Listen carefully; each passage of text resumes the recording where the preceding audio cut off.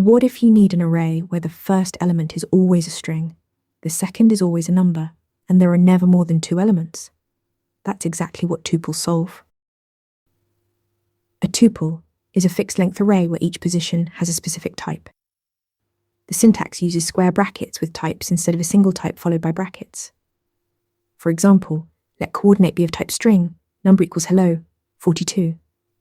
Now TypeScript knows position 0 is a string and position 1 is a number. When you access coordinate 0, you get string methods.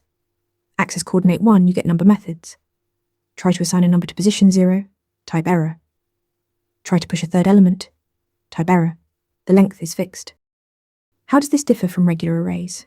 Regular arrays have variable length and typically hold homogeneous types. A number array can have any number of numbers. A tuple has fixed length and heterogeneous types. Each position can be a different type. Regular arrays are for collections where size varies.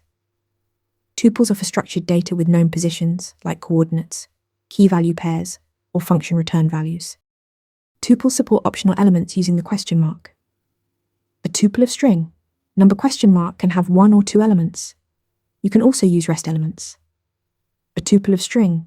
number array means first element is a string, followed by any number of numbers.